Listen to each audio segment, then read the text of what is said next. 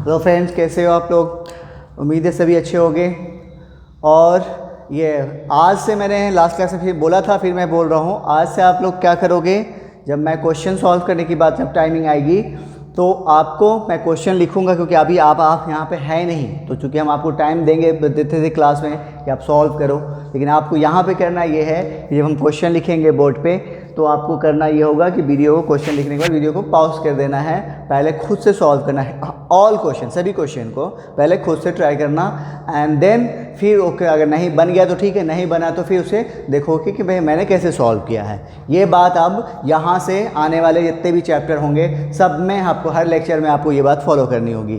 कब? जब प्रॉब्लम कर रहे होंगे। ओके, चलिए, तो पहला क्वेश्चन हमारा है आज के। पिछले क्लास हम लोग कॉलिगेटिव प्रॉपर्टी शुरू किया था, और कॉलिगेटिव प्रॉपर्टीज में कितने 4 कॉलिगेटिव प्रॉपर्टीज है, जिसमें हम लोग पहला देख रहे हैं relative lowering in vapour pressure. Okay, तो जिसमें हमने एक क्वेश्चन आपको होमवर्क दिया था, एक क्वेश्चन अभी बोर्ड पे है, देखो बनाओ।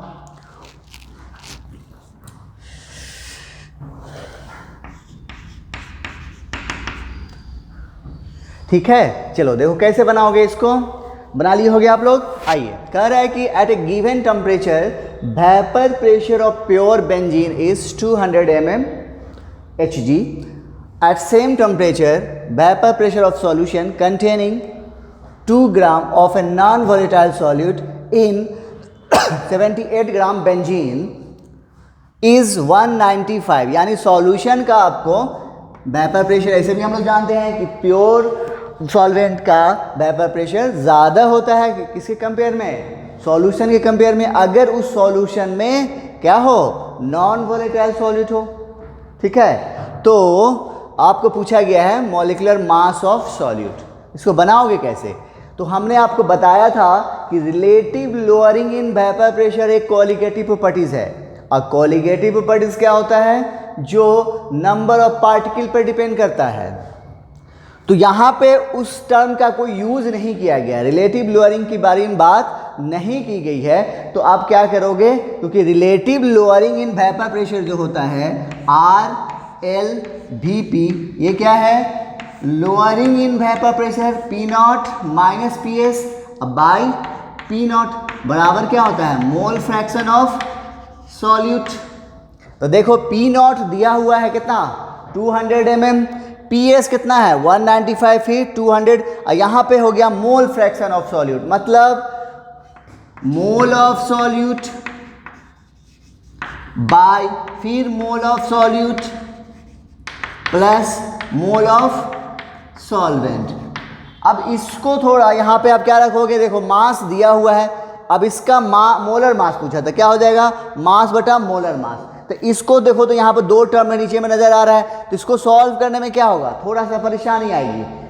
लेकिन हमें अगर relative lowering in vapour pressure पूछता तो फिर तो हम यही यूज करते हैं, लेकिन यहाँ पर ऐसा कुछ नहीं पूछा है, हमें सिर्फ पूछ रहा है आपको मॉलिक्यूलर मास पूछ रहा है, किसका, नॉन वोलेटाइल सॉल्यूट का। तब हम लोग क्या करेंगे, तब इसका एक दूसरा एक्सप्रेशन भी हम लोग जानते हैं, लेकिन वो एक्सप्रेशन जो है वो क्या है, कॉलिगेटिव प्रॉपर्टीज नहीं है, क्या है, P0 minus PS by PS बराबर mole of solute by mole of solvent. यही है, ये वाला हम लोग रॉल्स लॉ में ही पढ़ा था जब सेकेंड केस देख रहे थे। अब यहाँ पर देखो वैल्यू रखो, तो P0 का वैल्यू है 200, PS का वैल्यू है 195, PS का वैल्यू है 195 बराबर मोल ऑफ सॉल्यूट। तो देखो मोल ऑफ सॉल्यूट के लिए मास दिया हुआ है 2 ग्राम बाय मोलर मास, यही हमें निकालने हैं, by mole of solvent, solvent का देखो मास दिया हुआ है कितना,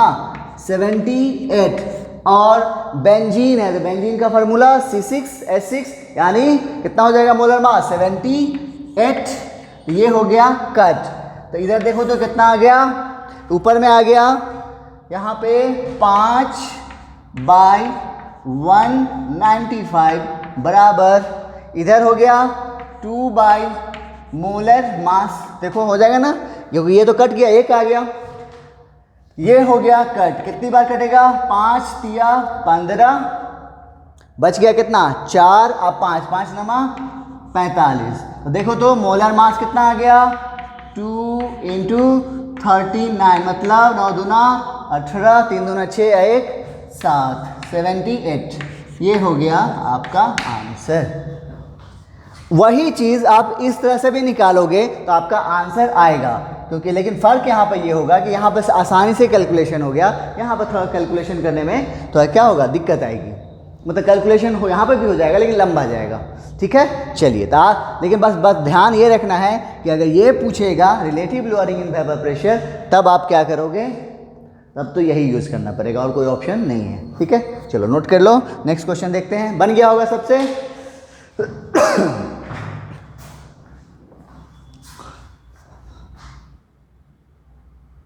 ओके, चलो अगला क्वेश्चन है, इसे आप लोग जल्दी से सॉल्व करें।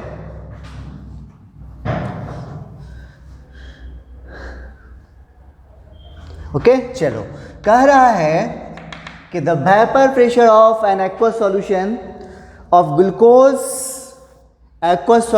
Glucose at 373 kelvin is 750 mmHg। तो आपको कैलकुलेट करना है मोल फ्रैक्शन सॉल्यूट का और मोललिटी ऑफ सॉल्यूशन का। तो कैसे बनाओगे, तो यानी यहाँ पे जो सॉल्यूशन है ये है आपका सॉल्यूशन, जिसमें कौन क्या क्या है, एक्वस सॉल्यूशन है, किसका, ग्लूकोज का। मतलब इसमें वाटर होगा एज ए सॉल्वेंट और सॉल्यूट के तौर पे कौन होगा, ग्लूकोज होगा। तब इस सॉल्यूशन का जो है आपको वेपर प्रेशर दिया गया है, कितना है देखो, 750 mmHg। हमें निकालना है मोल फ्रैक्शन ऑफ सॉल्यूट। तो हम लोग जानते हैं relative lowering in vapour pressure बराबर P0 minus PS by P0 बराबर मोल फ्रैक्शन ऑफ सॉल्यूट, यही होता है। PS हमें मालूम है, दिया हुआ है क्वेश्चन में 750, ये हमें निकालना है। अगर P0 मालूम हो जाए तो P0 क्या है, यहाँ पर सॉल्वेंट कौन है, वाटर, और वाटर का प्योर कंडीशन में वेपर प्रेशर कितना होगा। तो यहाँ पर देखो टेम्परेचर दिया हुआ है, कितना है ये 373 के लिए, मतलब 100 डिग्री सेल्सियस। जब 100 डिग्री सेल्सियस टेम्परेचर पहुँचता है तो वाटर का वेपर प्रेशर कितने के बराबर होता है, 1 atm के बराबर, मतलब 760 mm के बराबर हो गया है ना। यानी यहाँ पे आपको P0 का वैल्यू कितना दिया है, 760 माइनस PS का वैल्यू दिया हुआ है 750 बाई 760 बराबर मोल फ्रैक्शन ऑफ सॉल्यूट, यही होता है ना। तो देखो तो कितना हो गया, 710 में से 750 गया 10 बाई 760 बराबर मोल फ्रैक्शन ऑफ सॉल्यूट, ये हो गया कट, कितना आ गया, मोल फ्रैक्शन ऑफ सॉल्यूट 1/766 आया होगा ये सबका। अच्छा, एक तो निकल गया। दूसरा पूछा है आपको मोललिटी। तो मोललिटी क्या होता है, मोललिटी जो है ये क्या है, इसका डिफिनेशन मालूम होगा या निकालने का तरीका, मोल ऑफ सॉल्यूट और नीचे में mass of solvent in KG में, अगर ग्राम में होगा तो उसको केजी में कन्वर्ट कर लेंगे। ये चाहिए हमें, यानी सॉल्यूट का मोल चाहिए या सॉल्वेंट का मास चाहिए। तो अब देखो तो हमें सॉल्यूट का मोल के लिए मोल फ्रैक्शन ऑफ सॉल्यूट नज़र आ रहा है ना। तो यहाँ से हम क्या करेंगे, मोल फ्रैक्शन ऑफ सॉल्वेंट निकाल ले, तो क्या हो गया 1 minus mole fraction of solute बराबर 1 माइनस 1/76 बराबर क्या हो जाएगा 76 मान तो 75/76 होगा। अच्छा,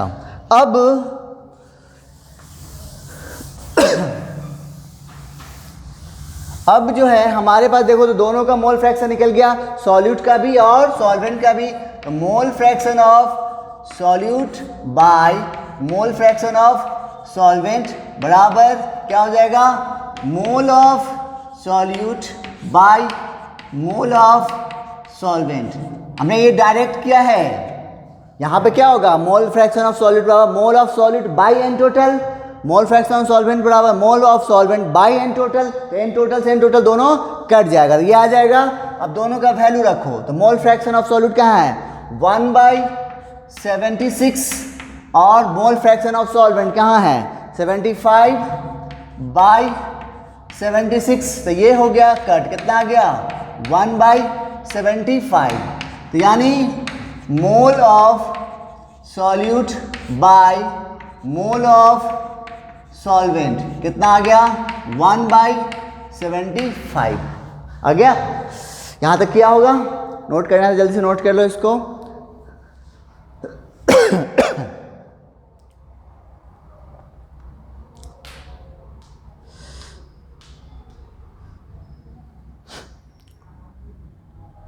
हो गया।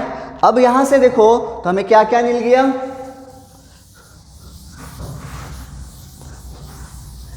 वहां से हमें मालूम हो गया mole of, now mole of solute कितना 1 और मोल ऑफ सॉल्वेंट कितना 75।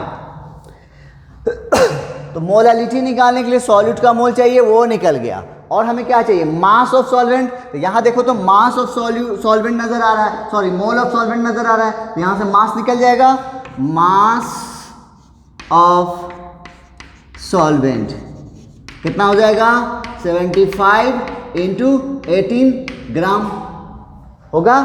चलो तो इस तरह से अब हमारा क्या निकल गया, मोलालिटी निकल जाएगा, mole of solute 1 by mass of solvent, देखो 75 × 18, चूंकि ये ग्राम में है, हमें किस में चाहिए, केजी में, तो इसको 1000 से डिवाइड करेंगे तो ये 1000 आ जाएगा ऊपर, यही जो वैल्यू आएगा वो हो जाएगा आपका आंसर। ठीक है, तो हमें लगता है कि सबने बना लिया होगा, जल्दी से नोट करो, जो नहीं बनाए हैं नोट कर लीजिए। नेक्स्ट क्वेश्चन देखते हैं।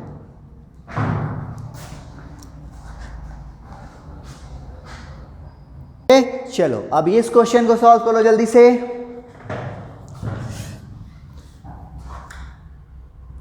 ओके, कर लिए होंगे सब लोग। आइए मिलते हैं हम। कह रहा है कि the vapour pressure of solvent decrease by 10 mmHg when a non-volatile solute is added to the solvent. The mole fraction of solute in the solution is कितना है, 0.2 है।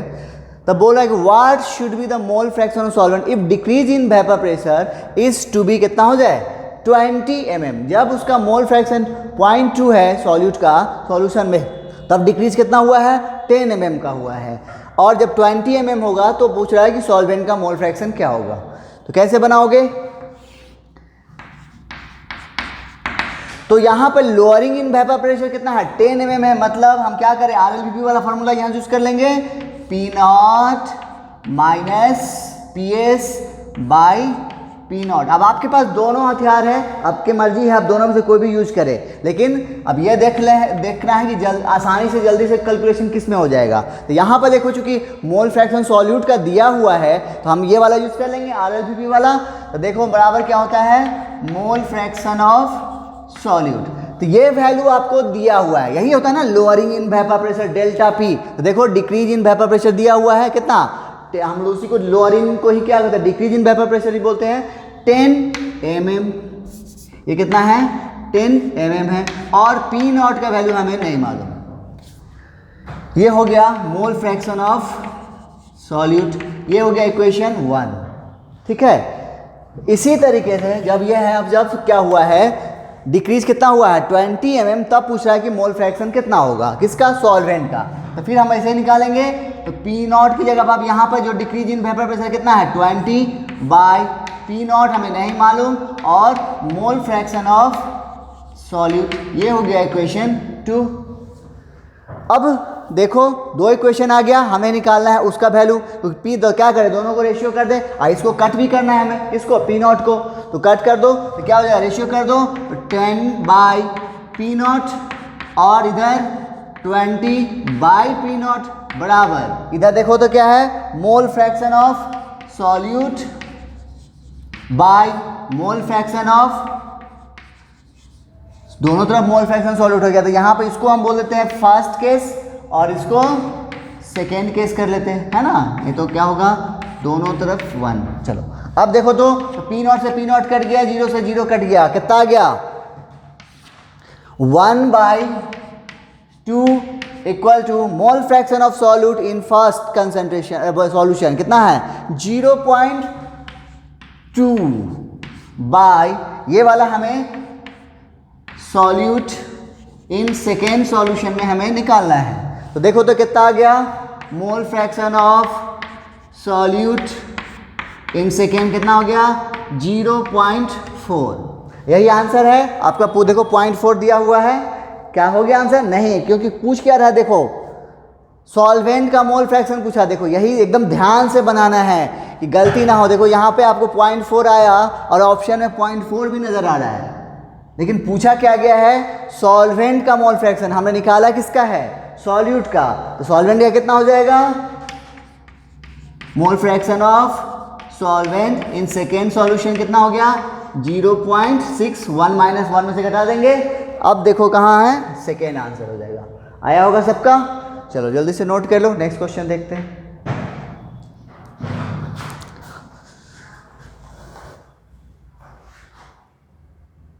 ओके चलो अगला क्वेश्चन हमारा है बोर्ड पे, इसे सॉल्व कीजिए जल्दी से।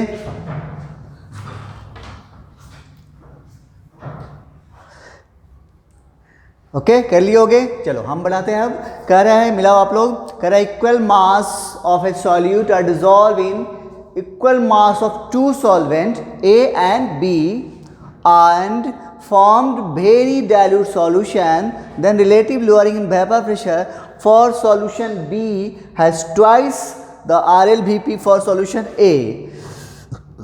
Ma, B are the molecular mass of solvent A and B respectively. Then यानी और ये है आपको ऑप्शन, यानी मॉलिकुलर मास ऑफ सॉल्वेंट के बीच में जो रिलेशन है वो पूछा गया है। तो कैसे बनाएंगे इसे।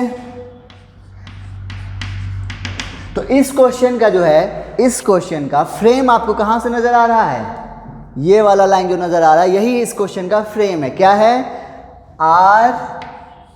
RLVP किसका B का कितना है 2 टाइम्स है किसके RLVP किसके A के। ये है इस क्वेश्चन का फ्रेम। अगर ये जिसने कर लिया होगा उसका कोई वो आंसर तक पहुंच गया होगा। ठीक है अब आइए, अब इसके लिए हमें अगर ये दोनों का वैल्यू निकल जाए RLVP हम आराम से निकाल लेंगे आंसर। तो प्रॉब्लम यहाँ है RLVP relative lowering in vapour pressure के बारे में हम लोग जानते हैं अच्छी तरीके से। क्या होता है P0 minus PS by P0 बराबर मोल फ्रैक्शन ऑफ सॉल्यूट। यही होता है ना। हम क्वेश्चन ऊपर से मिटा सकते हैं, नहीं मिटाएंगे अभी, थोड़ा सा इधर और लिख लेते हैं, अभी है जगह। ठीक है अब यहाँ पे मोल फ्रैक्शन तो P0 माइनस PS बाई, हमें इसकी ज़रूरत भी नहीं है, प्रेशर की तो जरूरत ही नहीं, तो हम यहाँ पर लिखते हैं RLVP बराबर, हमको इसकी ज़रूरत है मोल फ्रैक्शन ऑफ सॉल्यूट का। तो क्या हो जाएगा mole of solute by mole of solute plus mole of solvent, यही होगा। लेकिन याद है जब हमने ये बताया था वहाँ पर उसके बाद जस्ट बाद एक टर्म और बताया था कि जब वो सॉल्यूशन कैसा हो वेरी डाइल्यूट हो। देखो यहाँ पर यूज किया गया है सॉल्यूशन कैसा बन रहा है वेरी डाइल्यूट बन रहा है। इसका मतलब कि सॉल्वेंट का अमाउंट सॉल्यूट के अमाउंट के कंपेयर में क्या है बहुत ज़्यादा है, तो बहुत ज़्यादा है। इसका मतलब इन दोनों के कंपेयर में ये वैल्यू बहुत कम होगा, यानी ये रिलेशन अब क्या आ जाएगा RLV बराबर mole of solute by mole of solvent. हो गया। अब हमारा काम बन गया। अब हम क्या करेंगे इस फार्मूला में इसको बैठा लेंगे। देखो तो RLVP बराबर क्या है मोल ऑफ सॉल्यूट। अब यहाँ पर गौर करो तो सॉल्यूट का मास क्या लिया गया है सेम, और सॉल्यूट जो है इसके बारे में और कुछ बात नहीं किया गया, इसका मतलब सॉल्यूट भी सेम है तो मास सेम, उसका मॉलिक्यूलर मास सेम तो मोल सेम, यानी यहाँ पे मोल ऑफ सॉल्यूट जो है दोनों तरफ सेम है। ये तो को ऐसे ही रहने देंगे। नीचे में बात करें मोल ऑफ सॉल्वेंट, अब सॉल्वेंट की बात करें तो सॉल्वेंट का मास सेम लिया गया है, लेकिन मॉलिक्यूलर मास देखो अब चूंकि सॉल्वेंट अलग अलग है, ए और बी है, तो मास भी, मॉलिक्यूलर मास भी अलग अलग होगा। तो मतलब इसका मास अगर W ले तो मॉलिक्यूलर मास क्या हो जाएगा, किसका है ये, देखो तो Mb का है, तो यहाँ पे हम रखेंगे Mb। ये हो गया बंद, ये किसके लिए था, B के लिए, बराबर। फिर 2 इंटू मोल ऑफ सॉल्यूट, यहाँ भी सेम है तो ये हो रहेगा ऐसे ही, बाय मास चूंकि दोनों का सॉल्वेंट का सेम है तो ये हो रहेगा W, और मॉलिक्यूलर मास Ma, ये हो गया किसके लिए, A के लिए हो गया। ओके, अब जो कटेगा कट कर दो, तो N सॉल्यूट से N सॉल्यूट कट, W से W कट। अब देखो तो ये Mb नीचे है, ये Ma नीचे है, तो Mb ऊपर जाएगा और Ma ऊपर जाएगा, तो क्या हो जाएगा, Mb बराबर 2Ma। देखो तो आया है किसी का आंसर, Mb बराबर 2Ma, यानी आंसर B आया होगा सबका। हाँ, तो इस क्वेश्चन का मेन था ये फ्रेम, ये जिसने बनाया होगा उसका आंसर आ गया होगा, और साथ साथ ये टर्म को जिसने पकड़ लिया होगा, क्योंकि इसके बारे में हमने बताया था कि जब सॉल्यूशन क्या होगा, बहुत डाइल्यूट होगा, तब उसका relative lowering in vapour pressure क्या होगा। ये चीज़ हमने आपको जब थ्योरी बता रहे थे उसी वक्त बताए थे। ठीक है, चलो जल्दी से नोट कर लो, नेक्स्ट क्वेश्चन देखते हैं।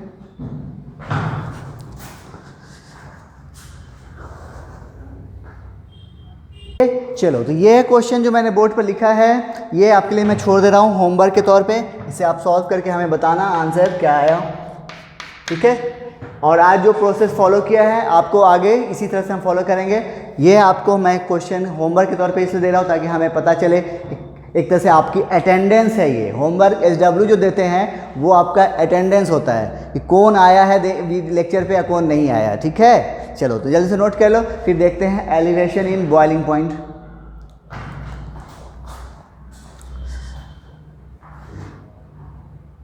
ओके, चलो आइए मिलते हैं हम लोग फिर से सेकेंड वाले कोलिगेटिव प्रॉपर्टी। हम लोग कितने पढ़े हैं, 4। कौन कौन, relative lowering in vapour pressure, elevation in boiling point, depression in freezing point and osmotic pressure. ये 4 हमें पढ़ने हैं, जिसमें से पहला हमने देख लिया है RLVP, है ना, तो वो हो गया काम खत्म। आइए मिलते हैं दूसरे वाले से। दूसरा क्या है, एलिवेशन इन बॉइलिंग पॉइंट, यानी बॉइलिंग पॉइंट में उछाल, कि कितना उछाल आएगा और क्यों आया, ये चीज़ हम लोग देखेंगे। लेकिन पहली बात तो ये है कि कोलिगेटिव प्रॉपर्टीज़ के बारे में हम लोग जानते हैं। क्या होता है ये वो प्रॉपर्टीज है सॉल्यूशन की जो किस पे डिपेंड करती है, पार्टिकल की संख्या पे डिपेंड करती है ना। आइए हेडिंग डालेंगे सेकेंड वाला, elevation in boiling point.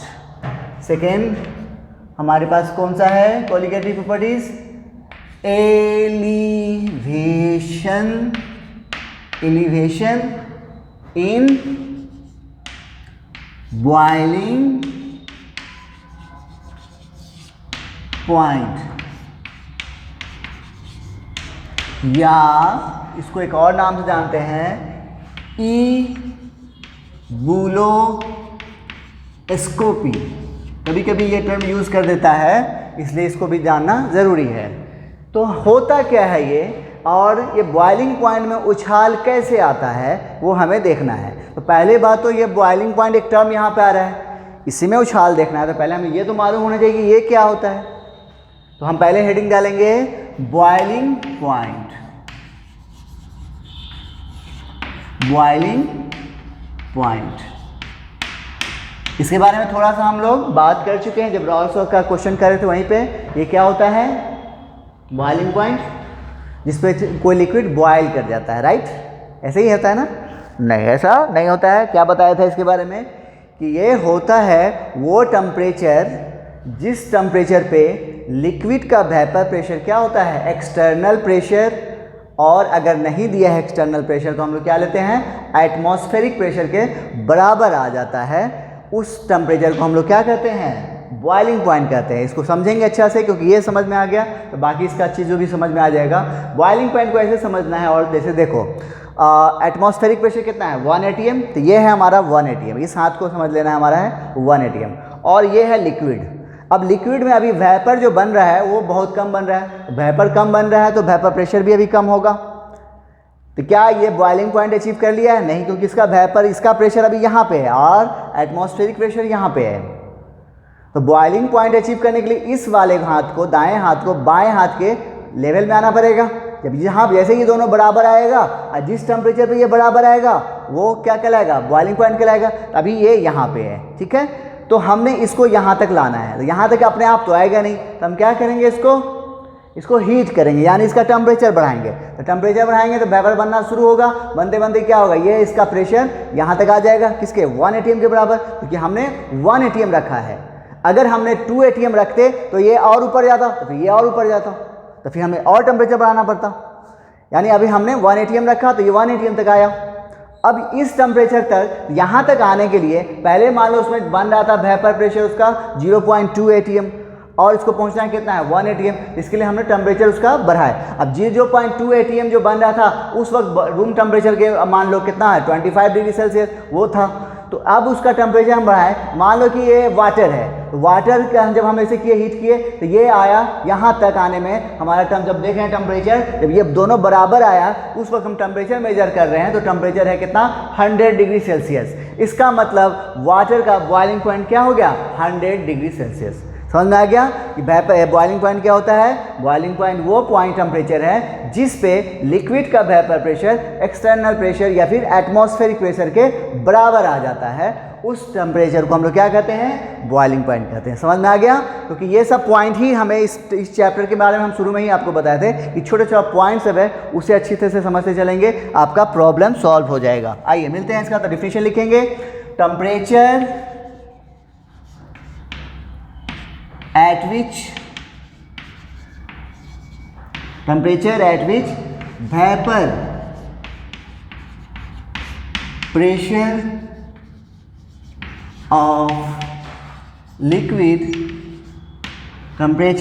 which vapor pressure of liquid becomes equal to atmospheric pressure, उसको हम क्या कहेंगे, बॉइलिंग पॉइंट कहेंगे। ठीक है, अच्छा हम लोग जानते हैं, एक बार और बताया था, बॉइलिंग पॉइंट जो है, यहाँ पे छोड़ दो, पहले ही नोट कर लो जल्दी से, इसको हम मिटाते हैं। कर लिए, आ जाओ। अब अगर हम अभी ये सिर्फ हम लोग की बात कर रहे हैं, अगर वाटर है हमारे पास और अब वाटर में हमने क्या किया है, एक सॉल्यूट ऐड किया, कैसा, नॉन वोलेटाइल सॉल्यूट, तो क्या फ़र्क पड़ेगा, बॉइलिंग पॉइंट बढ़ेगा घटेगा, क्या होगा, बॉइलिंग पॉइंट बढ़ जाएगा। कैसे बढ़ेगा, देखो पहले एक पॉइंट लिखेंगे, on adding non volatile solute to a solvent, boiling point increases। boiling point increase क्यों हो गया, क्योंकि वेपर का बनना कम हो गया। ठीक है, इसलिए बॉइलिंग पॉइंट इंक्रीज हो गया। ठीक है, आइए, जैसे अब हमारे पास 2 कंटेनर हमने लिया है, इसको समझना अच्छा से। ये है एक कंटेनर जिसमें हमने,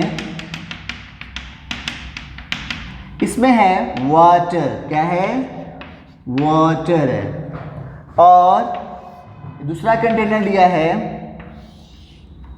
इसी वाटर, अब इसमें हमने लिया है एक्वस सॉल्यूशन है, क्या है, एक्वस सॉल्यूशन, मतलब वाटर तो होगा ही, साथ ही साथ क्या होगा इसमें, water plus non volatile solute होगा, NVS। अब ये सॉल्यूशन तैयार हो गया, समझना ध्यान से, ओके। ये है हमारा सॉल्यूशन। यहां पे एक्सटर्नल प्रेशर 1 atm और यहां पे भी एक्सटर्नल प्रेशर 1 atm। अब हमको दोनों का बॉइलिंग पॉइंट निकालना है, क्या करना है, बॉइलिंग पॉइंट निकालना है। तो बॉइलिंग पॉइंट के लिए अब हम इसको क्या करेंगे, इसको, या अभी हम लोग इसकी बात कर रहे हैं, इसको हम लोग हीट किए। जब हीट किए तो इसमें जो है वेपर प्रेशर बॉइलिंग पॉइंट कब आएगा? जब इसके बराबर आ जाए, किसके? 1 atm। जब इसका वेपर प्रेशर 1 atm आया, उस वक्त यहाँ पे टेम्परेचर था कितना? 100 डिग्री सेल्सियस, मतलब 373 केल्विन। तो इसको हम लोग बोलेंगे boiling point of pure solvent या फिर टीबी नॉट। ठीक है, कितना आया? यानी ये 100 डिग्री सेल्सियस पे जो है जब हम टेम्परेचर पहुंचा तो ये इस लिक्विड का वेपर प्रेशर कितना बराबर हो गया? 1 atm के बराबर हो गया। यानी किसके बराबर आ गया? एटमॉस्फेरिक प्रेशर के बराबर आ गया। इसका मतलब ये बॉइलिंग पॉइंट आ गया। ठीक है, टीबी नॉट का मतलब हम आगे लिखा देंगे, ये क्या है? Boiling point of pure solvent. आइए इधर आइए, अब यहाँ पे क्या होगा? इसका फिर हमको बॉइलिंग पॉइंट पता करना है। तो चूंकि यहाँ पे हमने ऐड कर दिया है क्या है? नॉन वोलेटाइल सॉल्यूट, तो ये क्या करेगा? हम जो हीट कर रहे हैं तो इसमें क्या था? जो भी हीट हम दे रहे थे सब वाटर को मिल रहा था। यहाँ पे जो हम हीट देंगे तो कुछ तो ये लेगा ही, साथ साथ कुछ ये भी कंज्यूम करेगा, तो पूरा हीट इसको मिलेगा नहीं। इसका मतलब ये कुछ हीट कंज्यूम कर जाएगा, तो उतना वेपर इसके कंपेयर में नहीं बन पाएगा। जब नहीं बन पाएगा तो वेपर प्रेशर क्या हो जाएगा? यहाँ पे कम होगा। जब यहाँ पे वेपर प्रेशर कम बनेगा तो यहाँ तक अचीव होने करने के लिए क्या करना पड़ेगा? हमें यहाँ पे टेम्परेचर को क्या करना पड़ेगा?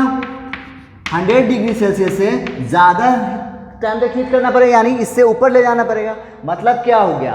बॉइलिंग पॉइंट किसका? सॉल्यूशन का क्या हो गया? बढ़ गया 100 डिग्री सेल्सियस से। किसकी वजह से? Due to adding of non volatile solute. तो यहाँ पे क्या हुआ? एलिवेशन हुआ ऐड करने की वजह से। इसी को हम लोग बोलते हैं एलिवेशन इन बॉइलिंग पॉइंट। अब इस ये समझ में आ गया है, अब इसको हम लोग ग्राफ पे इसका इक्वेशन निकालेंगे। जल्दी से इतना नोट कर लो।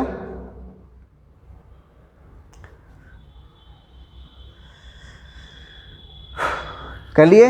आइए यही चीज़ को अब हम लोग ग्राफ पे दिखाते हैं। अब देखो, अब उससे हमारा इक्वेशन आ जाएगा।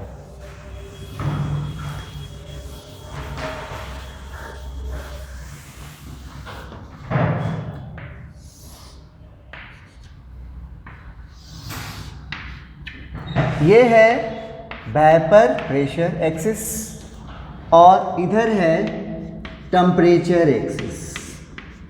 इधर एक्स एक्सिस पे कौन है? टेम्परेचर है। वाई एक्सिस पे वेपर प्रेशर है। ओके, यहाँ पे है 1 atm का पॉइंट, यानी यहाँ पे 1 atm है।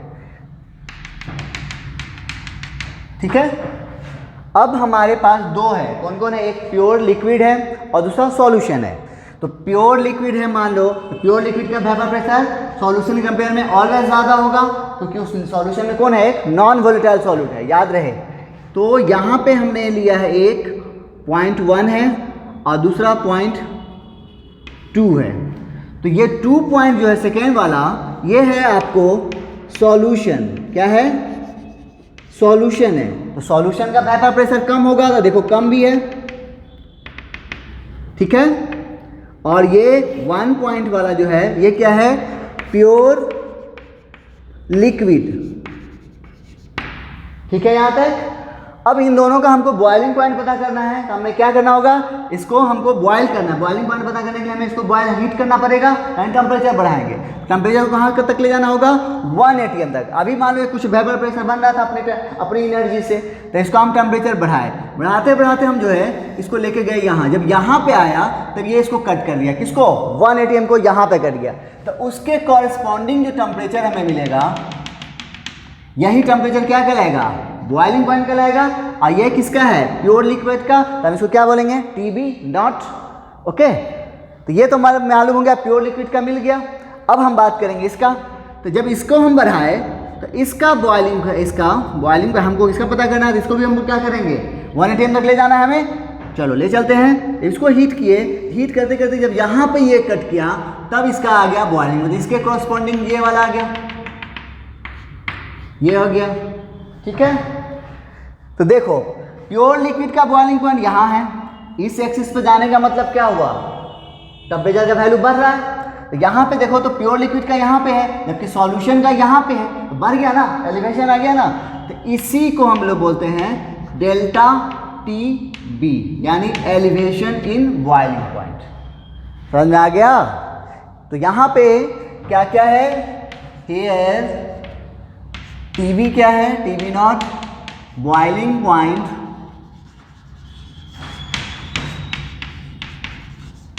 ऑफ प्योर लिक्विड, और TB क्या है, ये भी बॉइलिंग पॉइंट है, बॉइलिंग पॉइंट ऑफ, लेकिन ये किसका है, सॉल्यूशन का। ओके, तो एलिवेशन कितना हो गया, तो एलिवेशन इन बॉइलिंग पॉइंट वो क्या है, डेल्टा TB। तो ये एलिवेशन बॉइलिंग पॉइंट किसको बोलेंगे, डेल्टा TB को बोलेंगे। इसका वैल्यू कितना, कैसे निकालोगे, तो क्या होगा, TB minus TB not, TB minus TB not, ये हो गया आपको एलिवेशन इन बॉइलिंग पॉइंट। अभी पूरा नहीं आया है, ये हमें मालूम हो गया कि एलिवेशन बॉइलिंग पॉइंट क्या होता है और कैसे निकालेंगे, TB माइनस TB नॉट। जल्दी से यहाँ तक नोट करो।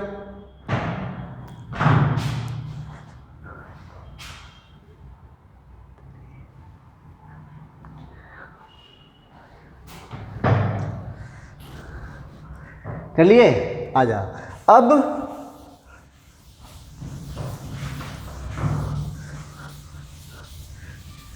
एक काम करते हैं, एलिवेशन इन बॉइलिंग पॉइंट को इसको यहीं रोकते हैं, ठीक है, क्योंकि लेक्चर लंबा हो जाएगा फिर। तो एलिवेशन इन बॉइलिंग पॉइंट निकल गया है, अभी इसका फार्मूला डिराइव नहीं हुआ है, तो उसको हमको नेक्स्ट लेक्चर में हम आपको उसका फार्मूला डिराइव करेंगे और फिर उस पर प्रॉब्लम करेंगे, एंड नेक्स्ट फिर डिप्रेशन इन फ्रीजिंग पॉइंट देखेंगे। ओके, चलो मिलते हैं नेक्स्ट लेक्चर में। Thank you.